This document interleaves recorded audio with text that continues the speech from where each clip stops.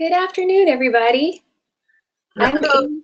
Yeah. I'm Amy Siegel. I'm the Director of Programs here at ASA. And I'm Tina Wiseman, Strategic Planning Specialist. And we are really glad to have you all here to talk about interventions. We're getting to where the rubber hits the road part of your school improvement plan for next year. So it is 3:30 exactly, and we're going to go ahead and get started. We like to start on time and end on time. So I'm going to go ahead and turn off my camera and we'll get going.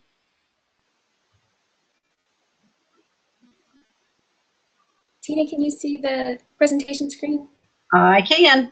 Great. Okay, so welcome everybody. We're in the home stretch. It's the first day of March. We're ready to roll. So here we go. So we're first of all going to do a little bit of an SIP update review. What should be in place right now, and I know some of you are wrapping that up. We've had weird weather. We've had odd circumstances going on in many different ways and things and everything else. So I know some of you are a little bit behind, but that's okay. You're catching up and everything. But where we're at in general, what should pretty much be in place right now are really specific SMART goals. And some of you may be getting some return root cause information. If I see that there's a little bit of a disconnect between your SMART goal and a specific SMART goal, that it needs to be a little bit more specific, but that's okay. That's a time that you want to be sure to do that. So we're honing in, we're getting those really pretty specific SMART goals and those really high leverage root causes. You don't just want to say, you know, kids are bored or kids are this or kids are that. You know, you'd have to ask what decade you're talking about. But high leverage root causes that really pertain to your school, your kids at this time, that's your snapshot. And you want them to be highly relatable. Otherwise, you know, you're just kind of trying to guess. And we don't want guesswork at this point in time because you don't have time for it. Always remember that the strength of your school improvement plan is dependent upon the careful focus of your SMART goals and your root causes. And, you know, we sometimes get a disconnect there just in general. People look at the data and then they immediately want to get into interventions. But you have to know why, and that's what we talked about last month. And you've been working on your whys, why the data is not moving. And so just remember that generality there again is your enemy. You don't want things to be too general. Kids won't come to school is way too general. You need to know more specifically why. And also avoid lumping, which kind of goes with that general idea as well. You want to get down to a very specific thing. We all know that every grade level, every year is a little bit unique. And if you see data not working with those kids, then that's the ones you really want to look at and you really want to figure out why and get that all nice and good. And like I said, as we go through the process, I may have you do a little bit of a little bit of tweaking along the way. It doesn't mean that I'm just being extra mean or anything. It just means I really want this to be pretty and workable for you, and I know you do too. All right. So, different kinds of interventions. Obviously, we want strong ones. And so this means, there again, reason why you want to have such good root causes, because you want to focus on very specific things. You really want as many of these interventions to be high impact, meaning that it has a whole lot of impact on the kids that you're trying to move the data for, and that it's inside. It's inside the classroom. It's going on in real time. It's not out somewhere that has no effect on these kids on a daily basis. And that they're designed to cause some real change, not just we think this might work. That you could look at it and you could say, this can't help but cause some change. And then in the sound preparation and implementation of these, you want them to be fully planned. Once you start it, map it out, get every little detail ready to go. have them ready to be implemented with integrity. Make sure everybody's on board, everybody knows what their position is, everybody knows what's expected. Always have in place, if you can, an evaluation component. You have to find out, is it working? There again, too many times, we just kind of guess and we throw it out there and we say, I hope this works. Well, we hope a lot of things happen, but play it safe. Have an evaluation component in there so that you can do some spot checking along the way and see if it needs to be tweaked. And then also have your intervention tasks identified. You need to be able to have every task lined out there again, everyone identified to a task so that they know what's going on. Sometimes plans fail because there's not a real clear line of communication there. So just have all that in place and you should be doing just great. So let's get into facilitating this month's discussion. For pre-discussion tasks, you want to make sure that your root causes have been entered accurately. Again, we're gonna hammer this. The strength of your school improvement plan is dependent upon the careful focus of your root causes. So have a good look at those. Make sure that they've met criteria. You're not going to be able to move ahead to the intervention steps until your root causes meet criteria. I'm adding the student body discussion as a pre-discussion prep because your student body discussion is going to be used as part of your council discussion. We have a step in there where we ask the council members to look at the student body discussion summary and to see if there are any interventions that need to be added to the plan based on that. So be sure, student body point person, be sure to get that done and have the summary entered and submitted so that the council can start their discussion. Okay, and with that, let's go ahead and have a look. We're going to go through the slides for the council discussion. That up.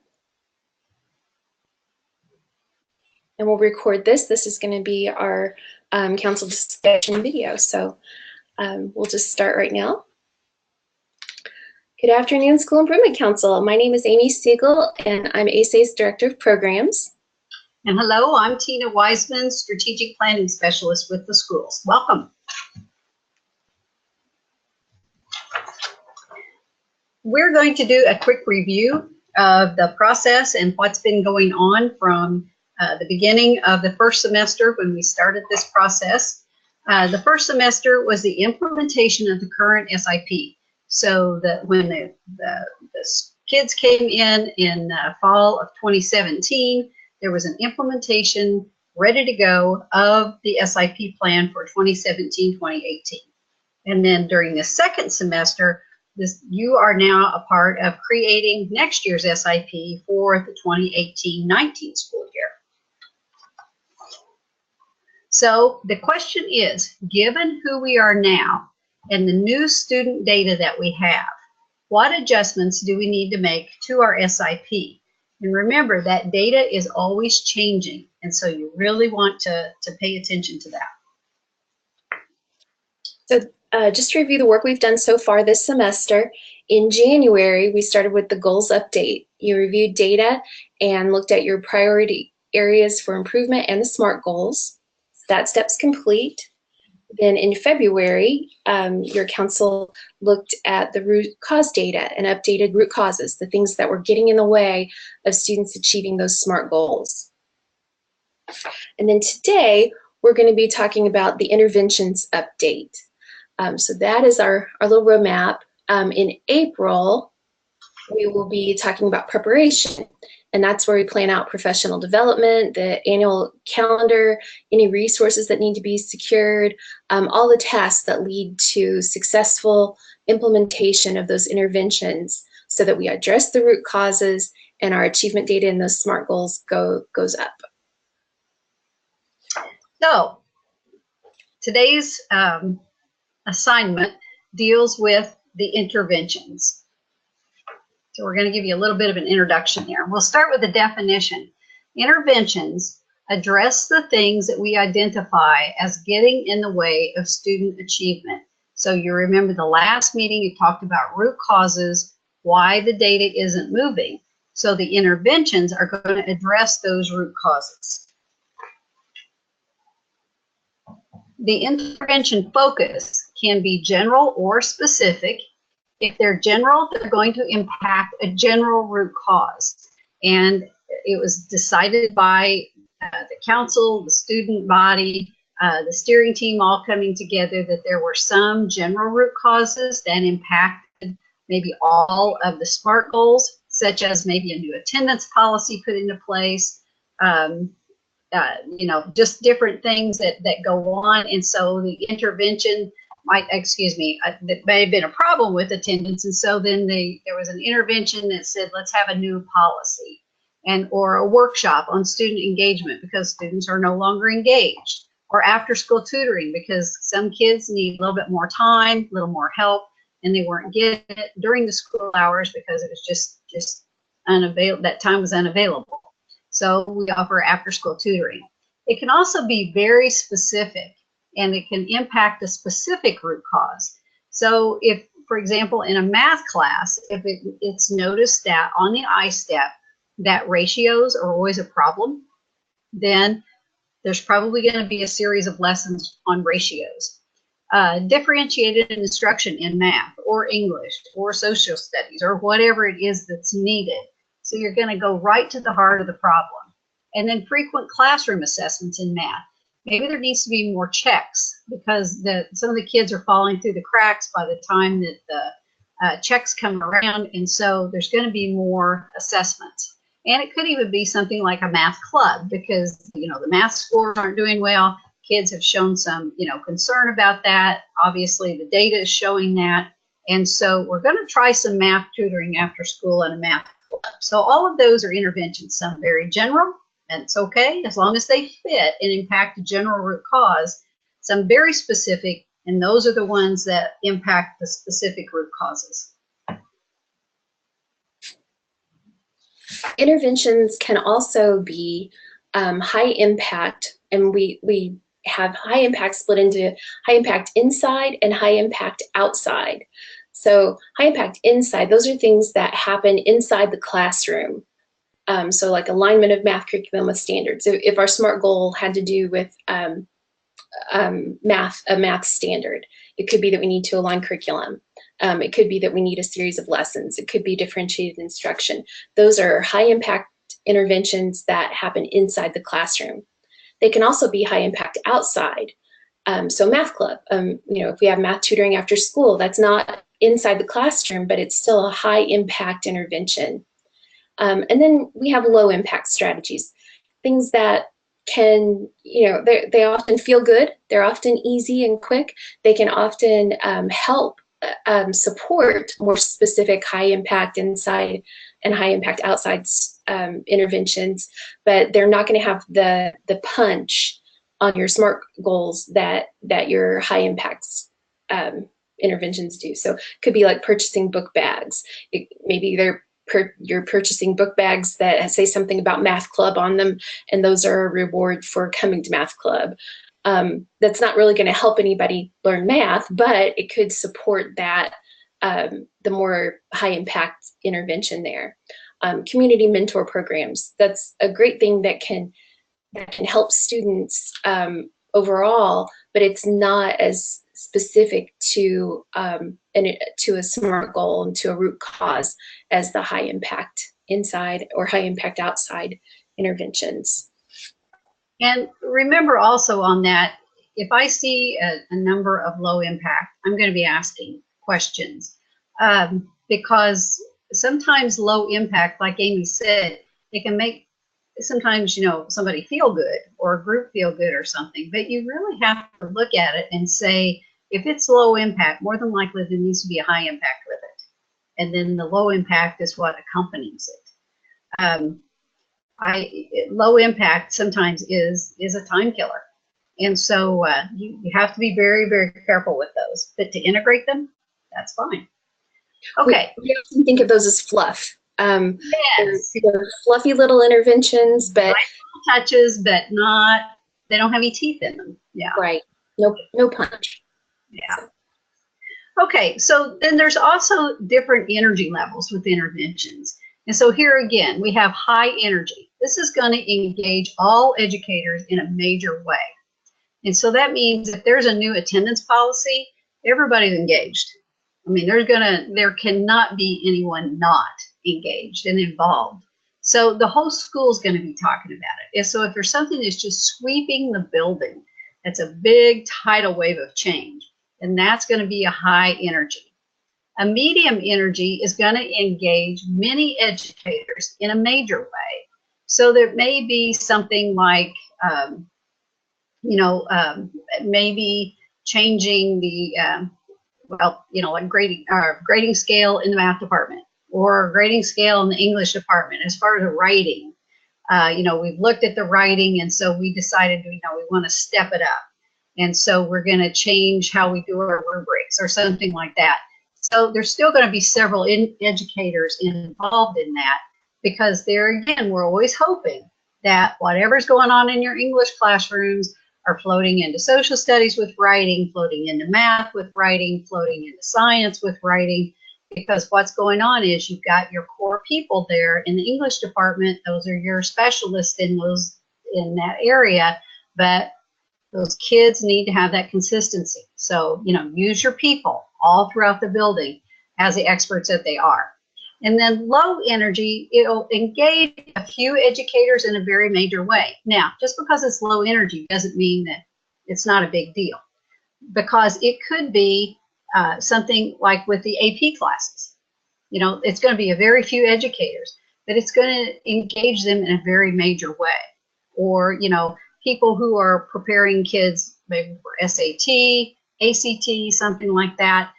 So if anything like that, don't think, oh gosh, it's low energy. It sounds, not strong enough. There again, in the description of the intervention, that's key. So you really need to tell why this is low energy. And it's because it's a few educators, that very major impact. And then also you can have low energy, which will engage everybody, but in a more minor way. And there again, not a bad thing. Just because it's a low energy engaging lots of people in a minor way, it could be something that the big, tsunami came through last year or 2 years ago. And now we're following up, and we're just making some, fine tuning and all this and that. And so we're just doing some minor things, but it's still good. But there again, it comes down to that definition, and you're giving that explanation of what this is. And then sometimes there's a low energy continuation.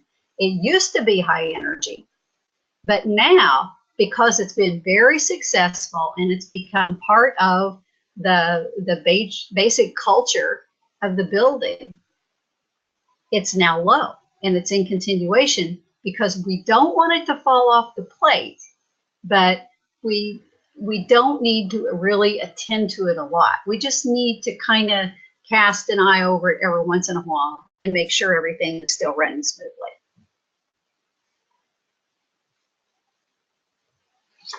And one of the things you're looking for is a balance. If you had 10 high energy interventions, we would probably be wondering, are you really going to be able to bite off that much? But if all of tired. Pardon? You're going to be very tired. Yes, yeah, yeah. You might wear everybody out, burn everybody out. So, that might be a bit of a concern. But if they're all low energy continuation, we're going to wonder, are we actually going to move any data using those? So you're looking for a good balance. So, and that brings us to our council discussion. What will your school and community do in 2018-19 to address your root causes? So if you're doing your discussion online, you'll see at the top of this page the root causes interventions crosswalk report, and you're going to want to read that over just so that you can see the list of root causes and the interventions that we have in our plan right now to that we've been doing in 2017, 2018. So get familiar with that. And then you're going to go down, and if you're doing this in person, you received an email that had a link to that report, and just, probably reviewed that before the meeting.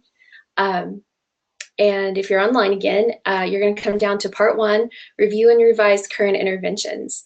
So in this case, our first intervention is writing across the curriculum. And we're going to look at, do we continue this intervention next year? Do we omit this intervention next year? And if we're going to continue it, what revisions do we need to make? So just put in make your vote, I guess, and put that in. Oh, I want to go back. I went too fast. I will note that the intervention title is a link. So be sure, if you're doing the discussion online, to click on that link because it has more information about writing across the curriculum. It'll have the description. It'll have the information from your December meeting when you looked at the implementation of this, and any data that is relevant. So be sure to look those over and get familiar, and not just go by the title. So there will be one of these questions for each of the interventions that your school had in place for 2017, 2018. And then in part 2, we're going to ask you if we need any additional interventions. So we've given you some resources in this section. The first is student suggestions. And these are the suggestions when your school had their student body discussion. These are the suggestions the students had about interventions. And Tina often says, out of the mouths of babes. Sometimes your students have very good ideas about what needs to happen in the school for data to change. Excuse me. So please have a look at those. We also have a database of SI2 school-based interventions. We have a database of community-based interventions. We have Indiana Conference on Learning session descriptions. Those are from schools who presented at the Indiana Conference on Learning. We've not had that conference in a couple of years, but there's still some great interventions in that database. So that's a great thing to look for.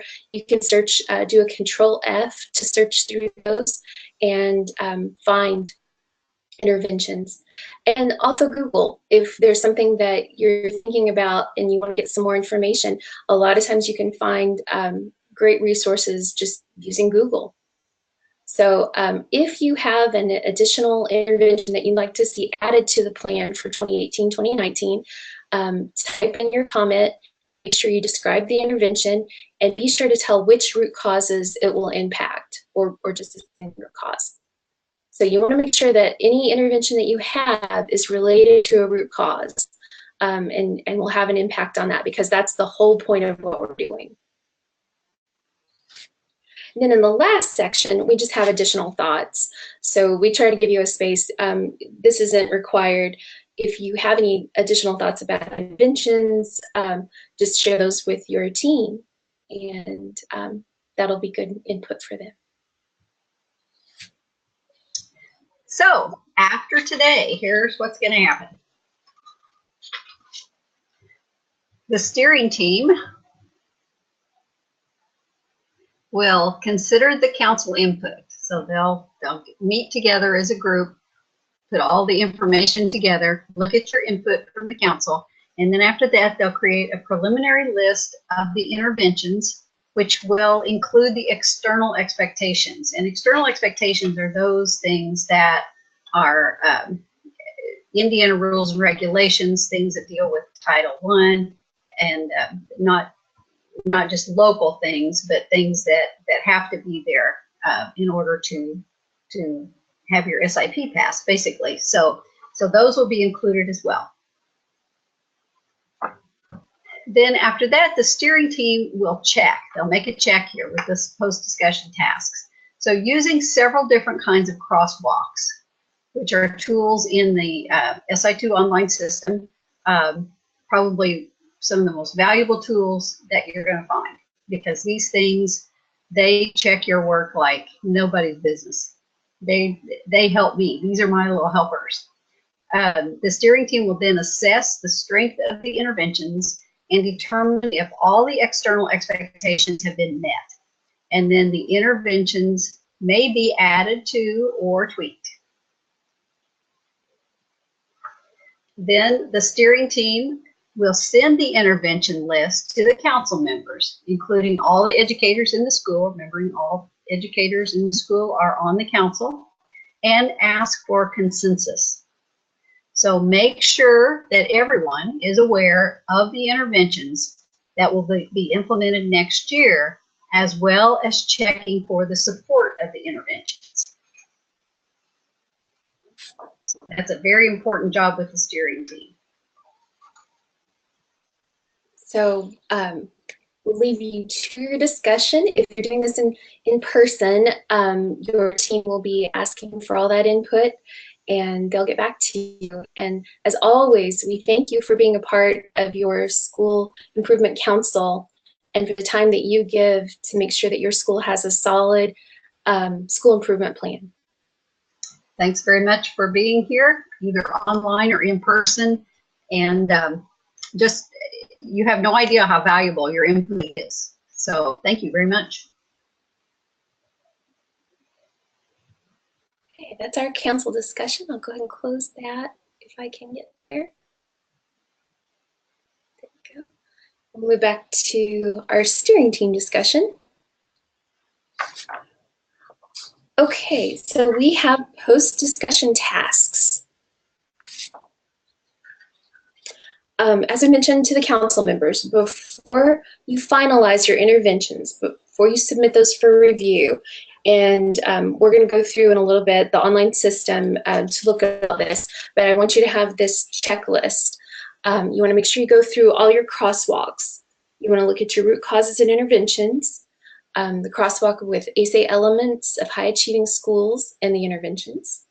You're going to look at student groups and interventions, and that'll make sure that any student groups that you've identified as having root causes that impact them particularly, that those student groups are being addressed in a specific intervention.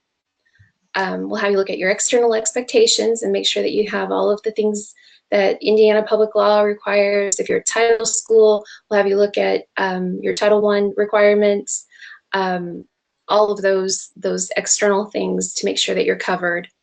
We're going to have you go through the energy level interventions to make sure that you're not taking on more than what you really feel like you can handle. And then at the very end is the SIP summary crosswalk. And that is your roadmap. It lists your SMART goals. It lists the root causes that impact your SMART goals, and then the interventions that impact those root causes. And that is like your final check. Do we have everything in place to move our data?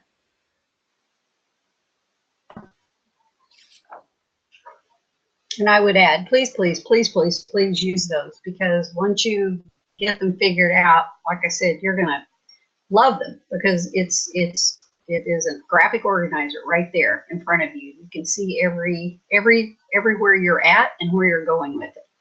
So before finalizing your interventions, there again, you're going to also want to check the rubrics.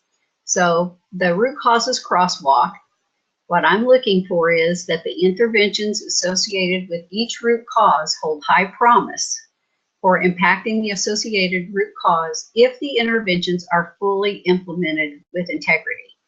That's what I'm checking for. So there again, do lots of self-checking as you go along and make sure that you're satisfied with what's going on. Another, before finalizing your interventions, you want to check your rubrics, and you're looking at the school improvement plan summary. And what Tina's going to be looking for when she reviews this is that collectively the root causes and associated interventions hold high promise for impacting each of the SMART goals. So this is kind of, it's the whole shebang. If we don't have this, then we don't have a plan in place. So this is a really important rubric step.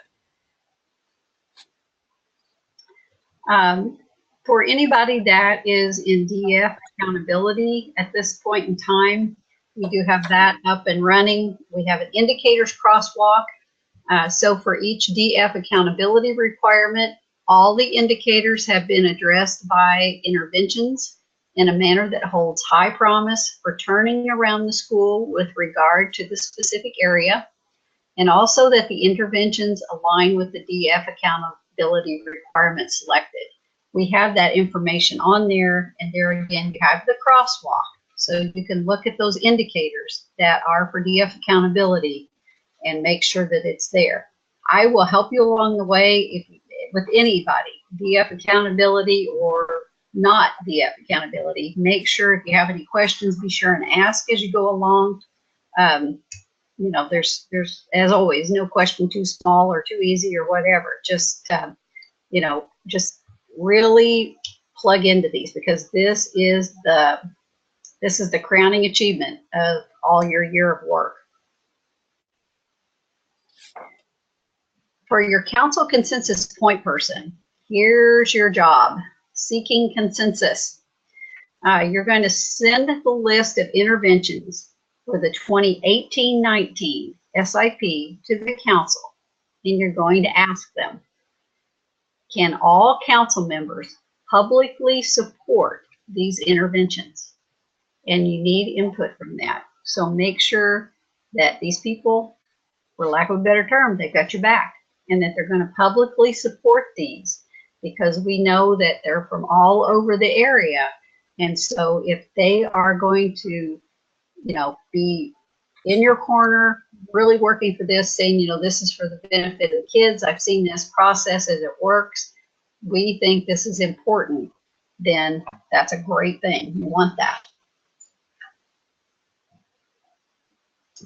Here is the actual crosswalk for the DF accountability schools. And you see the link there that takes you directly to the DOE school improvement plans. The items on the optional SIP format came from superintendent's email from Dr. McCormick on 7/7 of 17. And then this is where our existence of the VTA on our VTA SIP document from SI2. So you see it breaks it down into different areas. Leadership, focusing on the development, training, and support for building leaders. This will be an intervention. Effective instruction, focusing on selecting, retaining, supporting teachers, ensuring that teachers have a rigorous curriculum and resources to implement effective instruction to meet the needs of all the students. There again, that will be an intervention. Or interventions, probably. Or interventions, yes, absolutely. Yeah. Student supports. This is focusing on climate and culture, family and community engagement, and supporting social, emotional, and learning needs of all students. This shows up in root causes, and it's also the cultural competency intervention, and that has been an external intervention for quite some time. So this should show up. And remember, it's when you're talking about climate and culture, it's, you know, it's going to be kids in your group, in subgroups of kids that are not making it like they should be. So, you know, they've got a culture there and got a climate there that may not be as supportive of these kids as it needs to be. In addition to academic and student benchmarks for progress, DF schools should include leadership, effective instruction, and student supports benchmarks. And this would be the part of your professional development intervention and your effectiveness data. So there again, if you go through the whole intervention process with a great deal of fidelity and a great deal of, you know, really putting some teeth into it, then this will just automatically take care of itself. And then finally, the proposed interventions are based on student achievement objectives and goals. This is that humongous crosswalk that's going to be so useful to you. The school improvement plan summary, which crosswalks SMART goals with root causes with intervention crosswalk. So there again, a very, very important tool for you and a very useful one. Before we leave this, I want to just clarify, it's not really one professional development intervention. It's that several of your interventions will have professional development component. Right. And those collectively will will hit your professional development. And then you'll also be, the effectiveness data you'll be evaluating several of your interventions as well. And even relating a little bit further on that, remember that professional development is not sit and get. It doesn't have to just be that. It doesn't have to be something where you have to hire a bunch of subs. Professional development can go on as research and development in the classroom, and basically it should. And then teachers are sharing that information, and then the committee, that whoever it is that's working specifically on that intervention, is looking, you're researching, you're coming together, you're collaborating, and with all of the technology and everything that we have anymore, there's no reason to feel like you don't have the time to do it, because it can just be there. It doesn't have to be 2 hours set aside on a certain day, because we all know that learning in isolation like that, and just one time or 2 times or whatever the allotted amount is, that's not always effective. And so this needs to be an ongoing thing, and so that your research is in your classroom and you can share that with each other, and then to tweak the plan as you go to really, really make it work, and not just wait and then do it a year later, because we know by then we've lost a bunch of kids. Right. The other thing I want to mention about this is that this is the most recent information that the Department of Education has provided. Tina and Dr. Janet Page, one of our contractors, they have been researching and watching the Department of Ed very closely over the last year, and so if we see any changes, if they come out with anything else, we will of course update you and update our system immediately. But it seems that they really like really how we do things. A lot of what they have online for what school improvement plans should look like is very, very familiar to anybody who's been doing SI2 for a while. So we think you're going to be covered just fine. Also, that includes for the DF accountability schools. But if there are any changes at all, we will be in touch immediately. And as always, we're in it as a team. So if something comes your way that you see or hear or something, be sure and let us know. And then we'll make sure that we follow it in the correct manner, and that we keep it updated, because it is a team effort for sure. Absolutely. So let's look at putting this all online. So depending on which tab you're on, the numbers might be a little bit different for the interventions update. For this school that I'm using is an update 1 school, and you'll notice that it's section 9. I think for some other schools it might be section 10. At any rate, or no, I'm sorry, it's section 8, I think, for some other schools. But so we're looking for interventions update in March. You're in the webinar right now. When we're done, I'll post the council video and the steering team video, and then we're down to the student body discussion. And I'm just going to point out that you cannot get into the council discussion until your student body summary meets criteria. So Tina, I have that submitted if you would like to review it. Okay. And that way we'll just refresh and show how that changes. So right now, our orange is the sign that we're on hold until something else happens.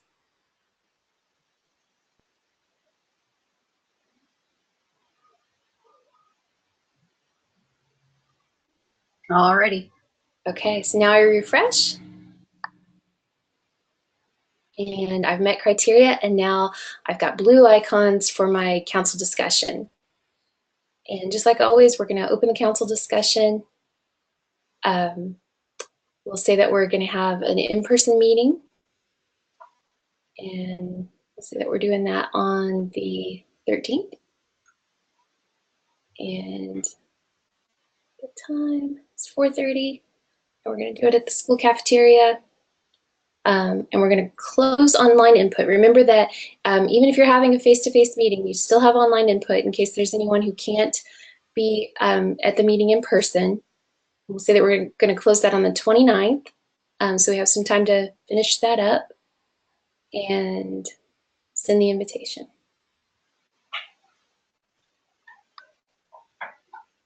Okay. Now, if I need to resend the discussion invitation, all I have to do is come back to this page, and now it tells me that my discussion is open. It has all the information there, and if somebody needs their invitation resent, you just click the little mail icon, and it'll send back to them. Okay, so we'll go back to the process and down to. You guys have done so much this year. Take some scrolling. We can monitor the discussion, and here these are my my steering team members. So if I am Betsy Green, I can get in here and go right to the discussion. And then I have, of course, options to edit comments, and I just want to keep an eye on that and make sure that I'm guiding discussion if needed. And then back to the process page, we also have the report that shows who all has participated, and we can email from here the council members who have not yet participated. We'll get an email list of council members who have not. And just a reminder that we always blind carbon copy and send our email out, just reminding everybody to when the deadline is and to make sure that they get their input in. Then the council discussion summary, just like always, you'll put in your people who attended, and then you'll answer each of the questions. And we set that up to mirror the online input. So if you're having face-to-face, make sure you're following pretty closely that format so that you can put in your council summary. Notice here that, actually the next thing I'm going to show you, in the post-discussion tasks, when it comes time to update the interventions, when I open this, it's going to tell me that I cannot submit until my discussions have met criteria. So because my council discussion has not been submitted, it hasn't met criteria, I'm not going to be able to submit my interventions. That's because I haven't had feedback on my interventions yet. So, but when I do, I can go in and edit and make any changes that are needed. One thing that is different this year is in the external expectations. In the past, we had turnaround principles for all schools, but since DOE seems to have stepped away from turnaround principles, we're not going to have those. And that'll be replaced for the DF accountability schools. You'll have a section this school doesn't have that has you check off the D through F accountability requirements, so you can show how you're meeting those with your interventions. So yeah, it's works just like last year. If your council decided to omit a strategy, you can delete those. If you need to add an intervention, you just come down to the bottom of your list and click the add an intervention, and you'll get a blank form. And you can see the intervention rubric preview down here, and that'll tell you for your school. So the school, for instance, is a Title I school. It's going to include the Title I requirements. So you can see all of the criteria that Tina will be checking when you do submit your interventions. Okay. Are there any questions about editing interventions, or how that process up to where we are now, how any of this works? I'll pause for a second.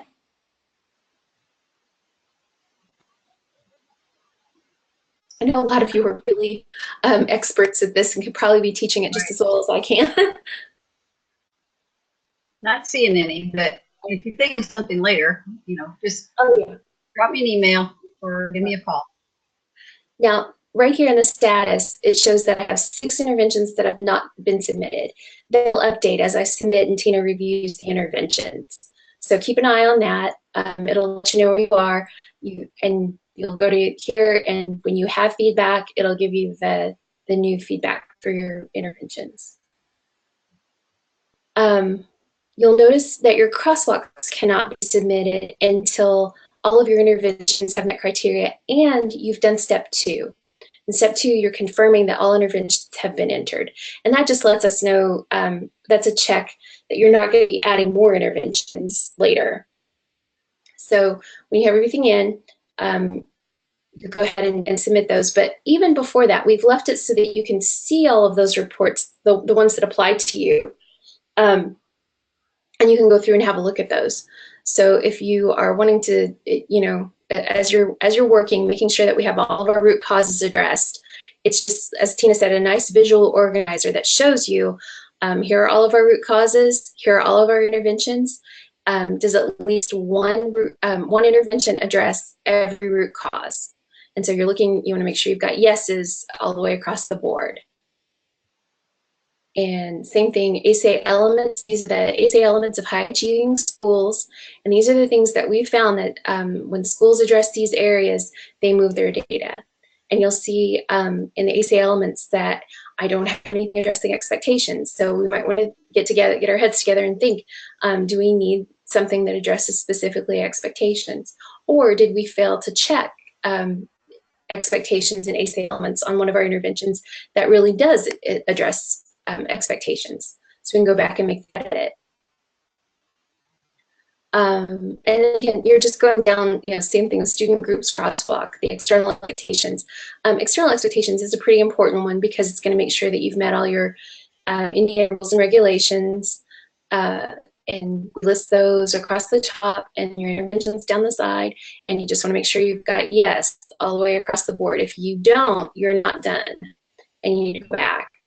Same thing with if your school is school-wide, you'll need to make sure that those are all addressed. So check those as you work. They're kind of a cheat sheet, really, just to make sure that there's nothing, you know, that we've forgotten. And that last one is really one of my favorites. It's the one that shows your SMART goals. And then for this SMART goal, here are all the root causes that we've identified as impacting those SMART goals, and then the interventions that are associated with those root causes. So it's really just showing you, you know, yeah, we're hitting this hard, or, oh, we really don't have much hitting this, and that's a SMART goal we really need to address. So, you know, use that as your cheat sheet. And then after all of your interventions have been confirmed and met criteria, you'll be able, and all of your crosswalks have been confirmed and met criteria, then you're going to be able to submit your finalized interventions, and that'll let you move forward. You'll get your intervention signature sheet and your intervention calendar, so you can look those over and put those on file as needed. And of course, we highly recommend you go through your items ahead of time so there are no surprises. We include the individual intervention criteria on this, and then we have all of your submissions for this month listed. So be sure to go through those, as you know, before you sit and look things over. It'll speed things up for you. And the reason you want to speed things up is because as soon as you're done with interventions, then your preparation sections become available. We will not have an April webinar. We will post a steering team video, and we'll have that online, and this will all become blue and ready to watch as soon as you're done with your interventions. And that way you can get right into your preparations and get those finished up. This is one of those things where, you know, there's usually a lot of back and forth between Tina and the teams. So keeping an eye on your status for each of your items is really important this time of year. You want to move deliberately, but also, you know, you don't want to drag feet because you'll lose people from your building, and you're not going to have people there for feedback and to be involved in this crucial part of the planning process. Okay, any questions about the online system?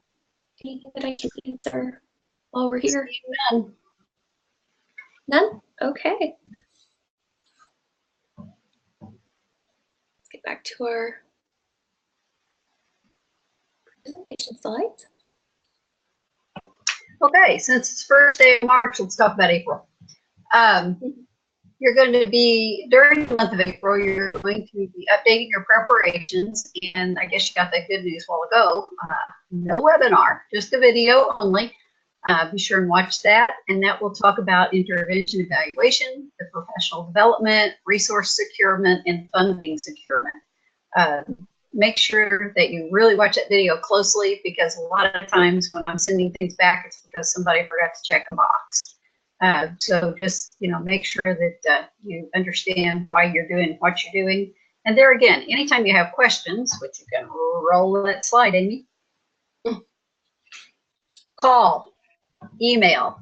Remember, Wednesday nights, I'm here from 2 until 8 in the evening. That may come in a little handier now since we're getting closer to the end of the year, and you may need some evening time to work on things.